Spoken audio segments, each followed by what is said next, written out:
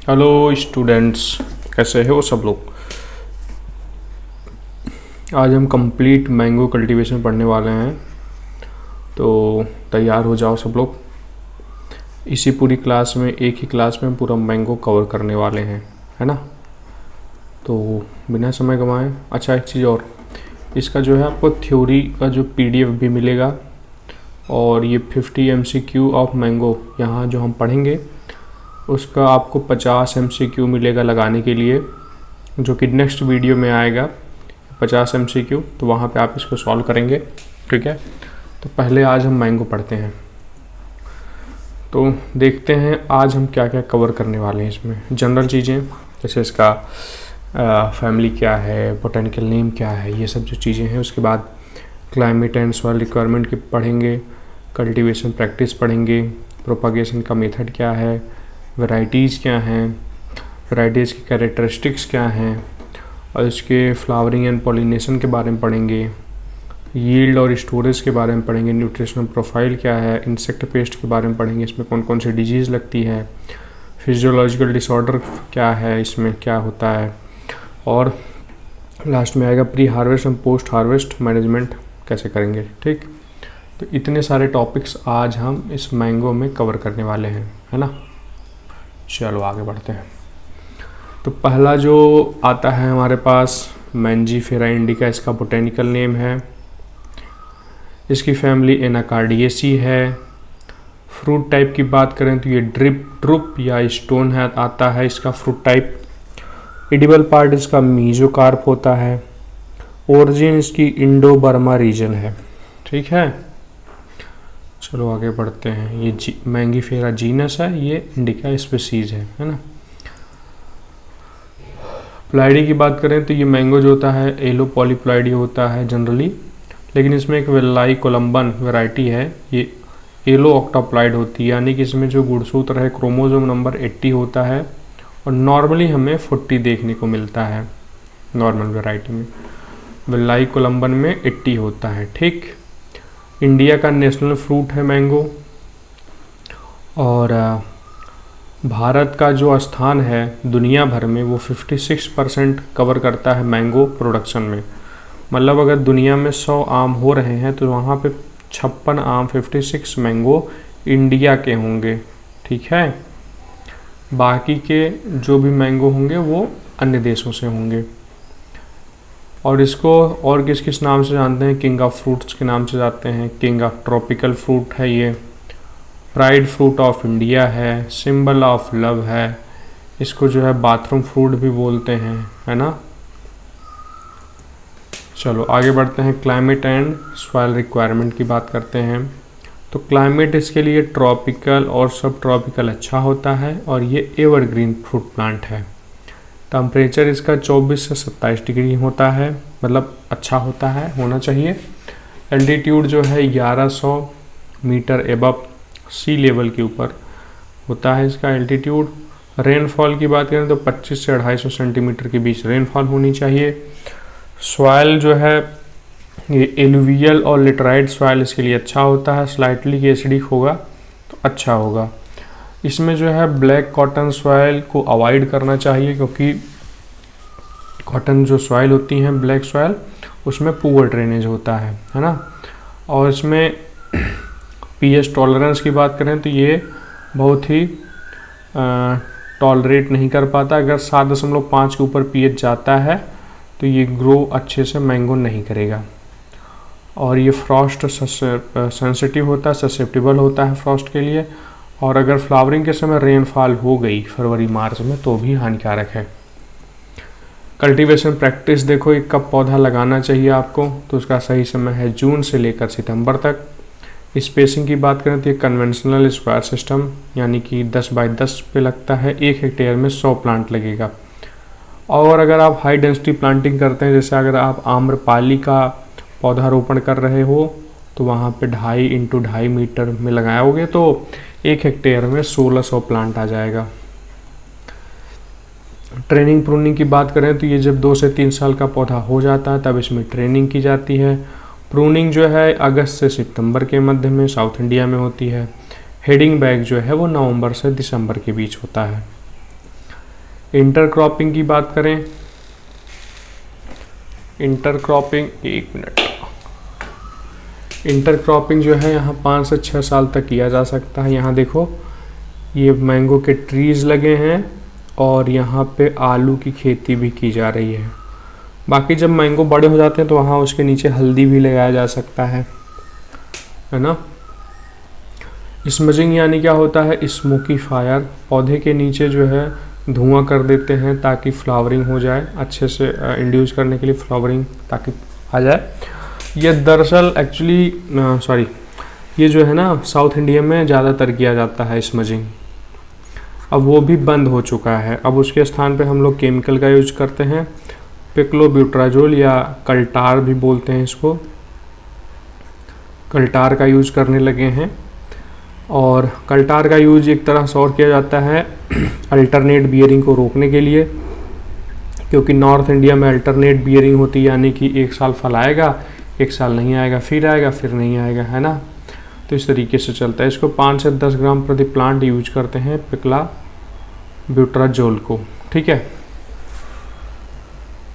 Propagation की बात करें तो इसमें एक मेथड आता है इनार्चिंग का, ये साउथ इंडिया में सबसे ज़्यादा पॉपुलर है इनार्चिंग, और ये सबसे ओल्डेस्ट मेथड भी होता है। इसमें सक्सेस रेट 95% से ज़्यादा होता है, क्योंकि ये देखो इसमें प्लांट का पार्ट कट नहीं करते हैं, एक प्लांट ये है, एक प्लांट ये है, इसको इसमें ऐड कर दिए हैं। जब ये बड़ा हो जाएगा तो इसमें से इसको कट कर देंगे, ये वाला प्लांट इसमें ऐड हो जाएगा तो ये आगे बढ़ जाएगा और यहाँ से इसको कट कर देंगे, है ना। दूसरा मेथड ये वाला आप समझ ही गए होंगे, इनार्चिंग, ठीक है। और वेनियर ग्राफ्टिंग देख लेते हैं। ये नॉर्थ इंडिया में कॉमर्शियल मेथड है, वो used for in Situ grafting किया जाता है। ये क्या होता है ये देखते हैं, ये प्लांट है हमारा, रूट स्टॉक है ना, ये साइन यहाँ से ला करके, जैसे ये रूट स्टॉक है तो साइन यहाँ से ला करके हम जोड़ देंगे, तो ये साइन है ग्रीन वाला, इसको हम यहाँ पे जोड़ के अच्छे से बांध दिए, तो इस विधि को क्या बोलते हैं, वेनियर ग्राफ्टिंग बोलते हैं। प्रोपागेशन मेथड में आगे बढ़ते हैं, एपिकोटाइल या स्टोन ग्राफ्टिंग। ये क्या होता है, ये देखिए यहाँ पे जो एक कोकड़ क्षेत्र में ज़्यादा अच्छा माना होता है ये, मतलब उसको कॉमनली यूज किया जाता है महाराष्ट्र में। जब पौधा 8 से 15 दिन का होता है जर्मिनेशन के बाद, तो उसी समय ये ग्राफ्टिंग की जाती है। ये देखो अभी पौधा नया नया है तो इसको कट करके, ये देखो यहाँ निकला है ना, अभी बीज लगा हुआ है, तो इसी में इसको एक ग्राफ्ट कर देते हैं। कुछ दिन बाद इस तरीके से नया प्लांट तैयार हो जाता है। सॉफ्टवुड ग्राफ्टिंग क्या होती है, तो ये जब पौधा 8 से 10 महीने का होता है तो उस समय किया जाता है। ये जुलाई से अगस्त यानी मानसून के सीजन के लिए वेस्ट होता है। पॉलीएम्ब्रियोनिक रूट स्टॉक की बात करें तो इसमें माइलेपेलियम, गोवा, कुरमुकम, लोर, चंद्रकरण, बेलारी, बप्पाकाई, ये सारे पॉलीएम्ब्रियोनिक रूट स्टॉक हैं। और नीलम के लिए सबसे अच्छा बप्पाकाई होता है। सीड वायबिलिटी जो है इसकी 30 दिन होती है, यानी 4 से 5 वीक तक इसकी सीड वायबिलिटी होती है। जर्मिनेशन इसका 15 से 25 दिन में हो जाता है, सीड का जर्मिनेशन, प्लांट जो बनता है सीड से। और अब बात करते हैं नॉर्थ इंडियन और साउथ इंडियन वेराइटीज़ में डिफरेंट क्या होता है।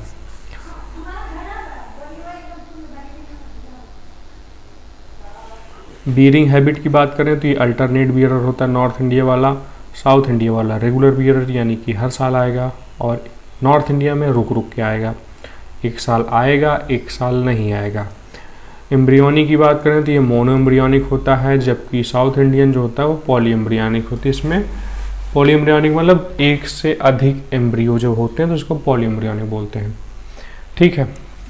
प्रोपागेशन, इसमें वेजिटेटिव प्रोपागेशन होता है, या जैसे लंगड़ा हो गया, दशहरी हो गया, और इसमें ट्रू टू टाइप सीडलिंग जैसे तोतापरी, नीलम, ठीक है।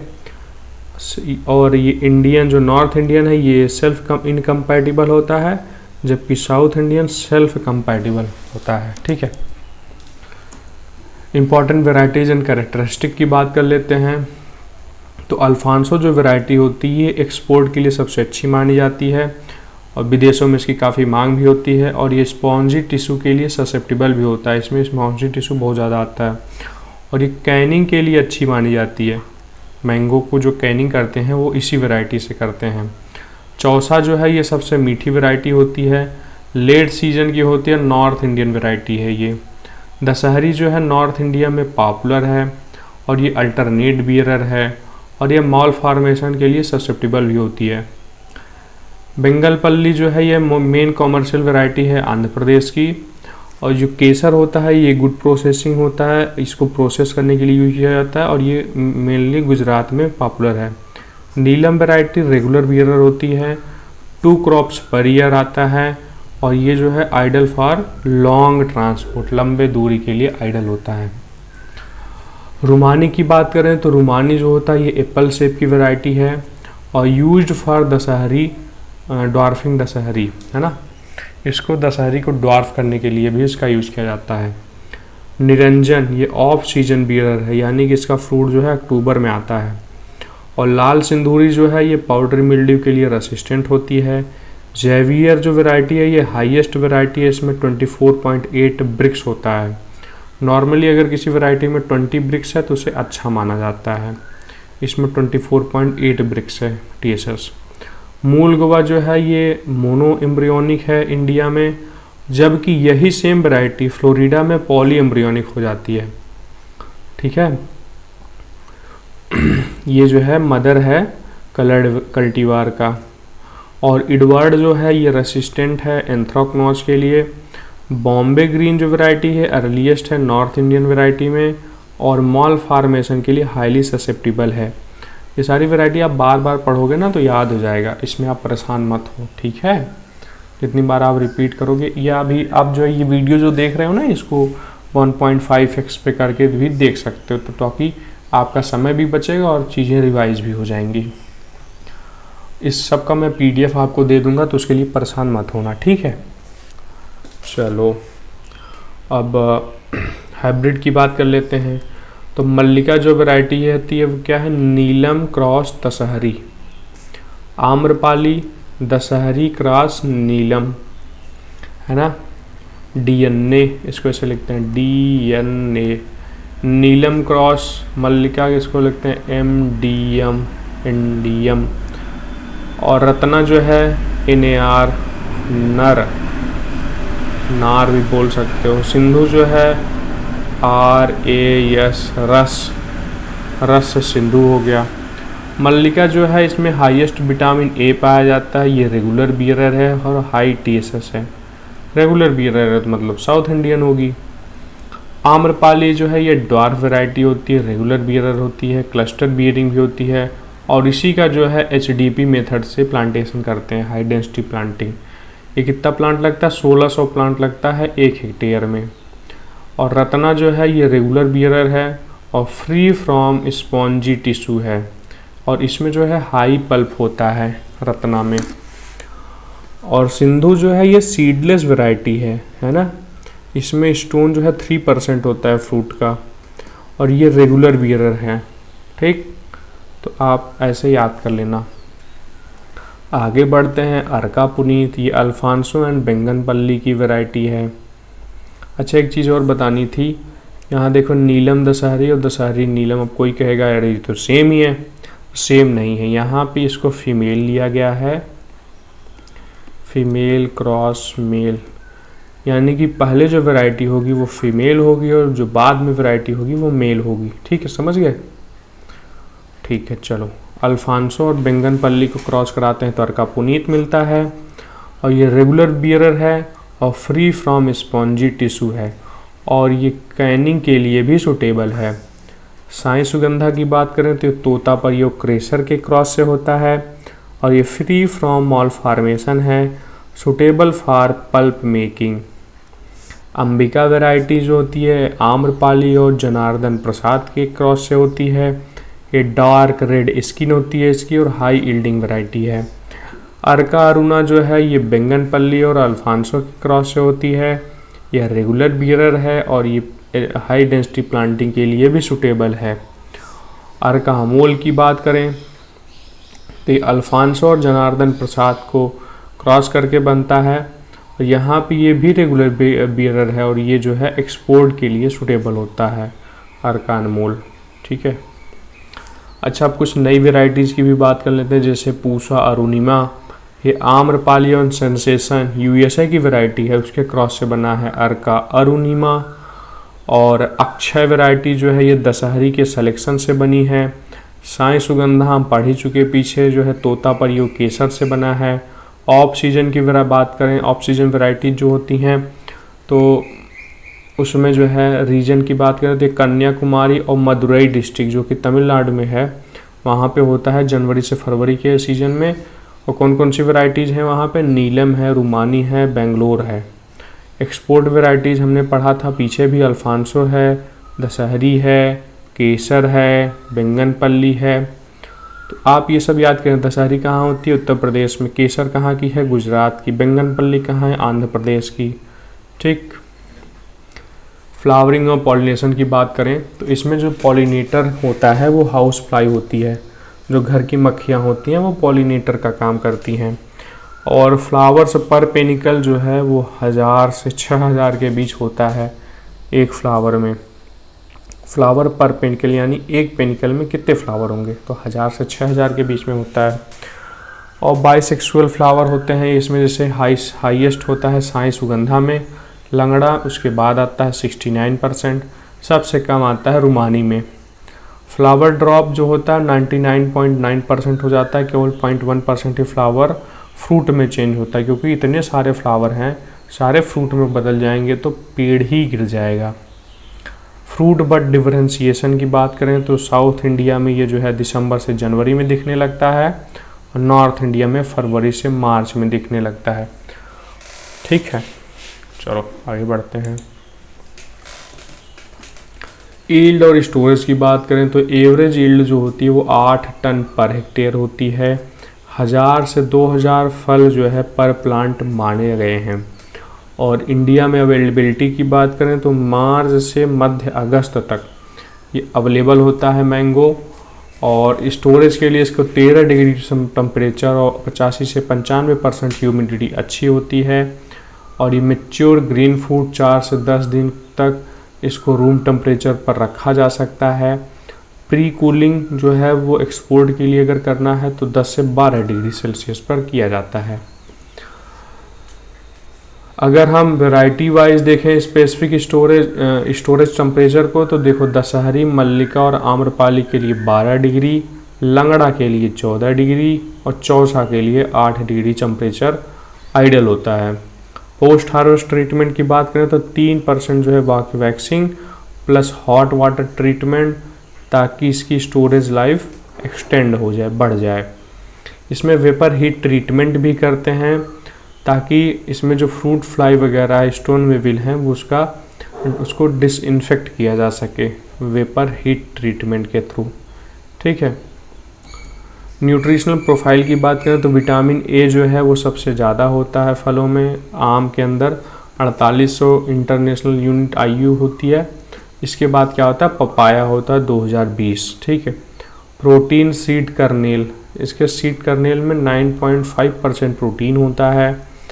और टीएसएस की बात करें तो गुड वेराइटीज़ में 20% होता है। जेवियर जो कि हमने पहले बात की उसमें हाईएस्ट होता है 24.8% Brix. Edible to non edible का रेशियो की बात करें तो आइडियल वेराइटीज़ जो होती हैं उसमें 3.31 से 4 का रेशियो होता है। ठीक है। और चलो अब बात करते हैं इंसेक्ट पेस्ट की, इसमें कौन कौन से मैंगो में इंसेक्ट पेस्ट लगते हैं। तो पहला है मैंगो मिलीबग, ड्रेसिका मैंजिफेरा, है ना। ये डैमेज क्या करता है, निम्फ और एडल्ट जो है लीव के सैप को सक कर लेते हैं और टेंडर ट्रंक को भी। ठीक है। मैनेजमेंट क्या है, एल्केथीन और ग्रीस जो है इसको बैंडिंग कर दें या कार्बेरिल 0.25% को स्प्रे कर दें। यानी जो पौधे का तना है वहाँ पन्नी लगा के ग्रीस लगा दो या पन्नी लगा दो। ठीक है, ताकि ये जो मैंगो मिलीबग है वो प्लांट के ऊपर चढ़ न पाए। और मैंगो हॉपर दूसरा इंसेक्ट है, एमरिटोड्स एटकिंसोनिन, है ना। ये क्या करता है, सक सेल सैप, ये भी सैप को सक कर लेता है। तीसरा है फ्रूट फ्लाई, बैक्टोकेरा डोरसैलिस। तो ये फ्रूट फ्लाई है, इसको मैनेजमेंट के लिए अभी पीछे हमने पढ़ा वेपर हीट ट्रीटमेंट करते हैं, ठीक है। चौथा है मैंगो स्टोन वेविल स्टर्नोचियस मैंजिफेरी। ये क्या करता है डैमेज, ये लार्वा अफेक्ट कर देता है पल्प और स्टोन को। मैनेजमेंट क्या है, इरिडिकेशन, उसको बचाव किया जाए, है ना, उसको भगा दिया जाए मैंगो। और स्टेम बोरर भी होता है जो तना को छेद देता है, तो इसके इंसेक्ट पेस्ट हैं, ठीक है। डिजीज़ की बात करें तो इसमें पाउडरी मिल्ड्यू लगता है, एंथ्राकनोज लगता है, माल फॉर्मेशन लगता है। जो पाउडरी मिल्ड्यू है ओल्डियम मैंजिफेरी, इस सेवर बहुत ज़्यादा हो जाता है कि इसमें फरवरी मार्च के महीने में। मैनेजमेंट करना कैसे है, कैरोथीन 0.1% को स्प्रे करके। एंथ्राकनोज डिजीज़ जो है कोलेट्रोट्रिकम ग्लोइसोपोरिडियस, ये क्या होता है, सेवर होता है किसमें, ह्यूमिड एरियाज में, और ये इफेक्ट करता है स्टोरेज मैंगो को, जब मैंगो स्टोर किया जाता है उस समय अफेक्ट करता है। मॉल फॉर्मेशन की बात करें तो फ्यूजेरियम मोनलीफोर्म वैरायटी इसकी क्या है, सब ग्लूटेनस। ये क्या कॉज करता है, वेजिटेटिव फ्लोरल मालफॉर्मेशन होता है, इसमें बंची टॉप हो जाता है। और ससेप्टेबल वैरायटीज की कौन कौन सी हैं, गाड़ी भी इसी में जा रही है।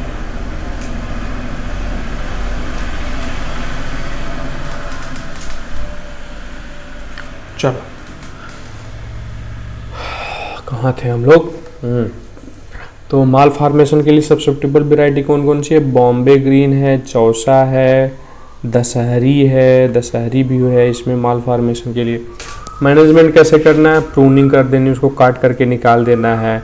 उसके बाद मैंगो जेब का स्प्रे कर देना है। कितना करता है, 1 लीटर में 2 ग्राम मिक्स करके, या नेफ्थलीन एस्टिक एसिड यानी NAA को 200 ppm की दर से स्प्रे किया जा सकता है। फिजियोलॉजिकल डिसऑर्डर में क्या बात करें तो ये देखो ब्लैक टिप है, स्पॉन्जी टिश्यू है। ब्लैक टिप क्या होता है, बोरॉन की डिफिशियंसी से भी हो सकता है, और ब्रिक किल्न गैसेज यानी जो ईंट के भट्ठे होते हैं उसमें से जो गैसें निकलती हैं उसकी वजह से भी ये हो सकता है। मैनेजमेंट क्या है, पहला तो अगर ईंट के भट्ठे हैं तो वहाँ दूर लगाओ, अगर बोरान की कमी से हो रहा है तो बोरेक्स 0.6% को स्प्रे कर दो। स्पॉन्जी टिश्यू जो है ये सॉइल हीट कन्वेंशन यानी कि जो मिट्टी की गर्मी की वजह से होता है, स्पॉन्जी टिश्यू अल्फांसो में सबसे ज़्यादा होता है। रेमेडी यानी इसके क्या मैनेजमेंट हैं, तो इसमें जो है आप GA3 को 50 ppm की दर से स्प्रे कर दो। इसकी रेसिस्टेंट वैरायटी की बात करें तो नीलम है, रत्ना है, दशहरी है, अर्का अरुणा है, अर्का पुनीत वैरायटीज, ये सब जो है स्पॉन्जी टिश्यू के लिए रेसिस्टेंट हैं। इंटरनल नेक्रोसिस भी एक फिजियोलॉजिकल डिसऑर्डर है। टी क्या होता है, ये भी बोरॉन की डिफिशियंसी से होता है, और इसमें भी बोरेक्स 0.6% स्प्रे करा जाता है। क्लस्टरिंग यानी झुमका जो होता है, झुमका रोग, ये किसकी वजह से, लो टेम्परेचर और पुअर पॉलिनेशन या फर्टिलाइजेशन की वजह से झुमका होता है। अल्टरनेट बियरिंग क्या है, दशहरी है, लंगड़ा है, चौसा है, जो नॉर्थ इंडियन वैरायटी हैं उसमें होता है। इसको मैनेज करने के लिए वही वाला केमिकल पिक्लाब्यूट्राजोल यानी कि कल्टार, और प्लांट ग्रोथ रेगुलेटर आम्रपाली नीलम इसमें होता है। तो प्लांट रेगुलर बियरर ये ना आम्रपाली नीलम ये सब तो साउथ की हैं, ये रेगुलर वैरायटीज़ हैं, और जो अल्टरनेट होती हैं उसके लिए ये पिक्लाब्यूट्राजोल यूज किया जाता है। Pre harvest and post harvest management की बात करें तो ये प्रिवेंट करता है फ्रूट ड्रॉप। अगर फ्रूट ड्रॉप को प्रिवेंट करना है तो उसके लिए क्या करेंगे, 2,4-D को 20 ppm की दर से स्प्रे, या फिर NAA 50 ppm की दर से स्प्रे करना है। चिलिंग इंजरी से बचाने के लिए कॉज लॉस ऑफ फ्लेवर, ये फ्लेवर को लॉस कर देता है, और अनडिजायरेबल सॉफ्टनिंग हो जाती है चिलिंग इंजरीज, यानी कि अगर ज़्यादा ठंडा हो गया तो कंट्रोल में रखना है टेम्परेचर। और डी ब्लोजमिंग यानी कि कंट्रोल मॉर फॉर्मेशन, ये अगर आप नहीं करेंगे तो ये हो जाएगा, ठीक है। और आगे भी कुछ है, देख लेते हैं। मेजर पेस्ट की बात करें, अगर क्वेश्चन में आएगा तो मेजर पेस्ट क्या है मैंगो का, तो मैंगो हॉपर। मेजर डिजीज़ क्या है, पाउडरी मिल्ड्यू। क्लाइमेट्रिक फ्रूट इसमें जो है रिपेंस पोस्ट हार्वेस्ट, ठीक। ड्वार्फिंग जीनोटाइप्स कौन कौन से, रुमानी है, अल्लोर है, वेलाई कोलम्बन है ना। और हिस्टोरिकल सिग्निफिकेंस की बात करें तो इसमें जो मुगल पीरियड है ये माना जाता है कि गोल्डन इरा है मैंगो कल्टीवेशन का, ठीक। ये सारी चीज़ें थी। तो इसी के साथ आज हम ख़त्म करते हैं। तो इसकी PDF आपको मिल जाएगी और इसको आप लोग देखते रहिए। तो नेक्स्ट वीडियो में हम इसके MCQ भी लाएंगे, तो आप लोग तैयार रहिएगा। 50 MCQ हम मैंगो का करेंगे, ठीक है। Okay bye.